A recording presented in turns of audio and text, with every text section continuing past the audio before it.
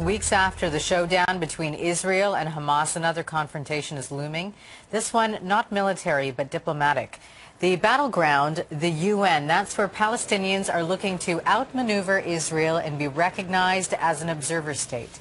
France says it will vote yes, so will Switzerland, but the U.S. is opposed, so too is Canada. Foreign Minister John Baird explains Ottawa's position. A unilateral action by going to the United Nations violates more than 7 different accords, 7 different resolutions at the United Nations. We believe that these two parties should sit down at the negotiating table and negotiate a lasting peace deal. We're prepared to do anything we can to support that. What we will not support is a unilateral action by the Palestinian Authority at the United Nations. We will stand with the Jewish state. We will stand with the people of Israel. Emanuele Ottolenghi is a senior fellow at the Foundation for Defense of Democracies. He joins us now in Washington with his perspective on the Palestinian statehood bid at the UN General Assembly. Sir, if you look at all the kind of countries that are saying they will vote for, that's France, Spain, Norway, Denmark, these are just some of the countries. Why is Canada taking such a hard stance? Well, the question really should be, why are these countries who are so committed to ensuring that Israelis and Palestinians find a negotiated solution actually supporting the Palestinian Authority's bid to upgrade itself to a state at the UN? I don't think that this move is going to be particularly helpful in advancing what is already a moribund peace process, and to have Western countries endorse this move is only encouraging the Palestinians to seek to achieve their goals through unilateral actions instead of by meeting the Israelis and engaging them in direct talks, which haven't really been happening for a number of years now. So can you tell us a bit more about this bid? If granted an observer status at the UN, what will it mean for Palestine? Well, on the ground, it will change nothing. It's not as if the Palestinians are actually proclaiming independence and setting about to build their own state.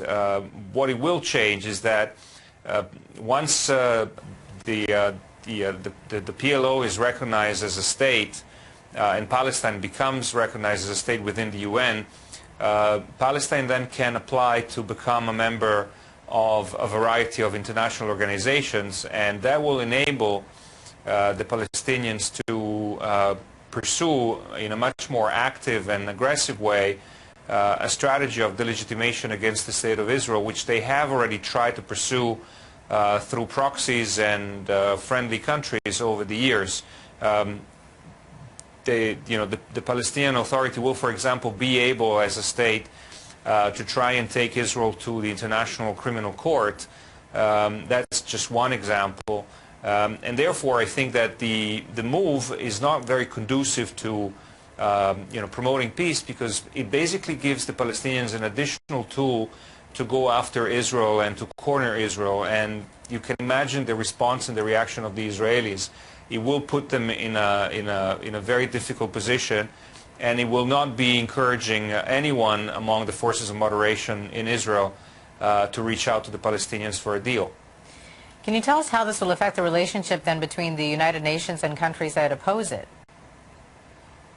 Say that again, excuse me? Can you sort of tell us exactly what do you think or the effect will be between the relationship between the United Nations and the countries that opposed it? Well, I don't think that this will impact in any way the international standing of those countries that will oppose this move. Canada is one of a handful of Western countries that will not play along with the Palestinian bid. But Canada is in good company, not just the United States, but also Germany.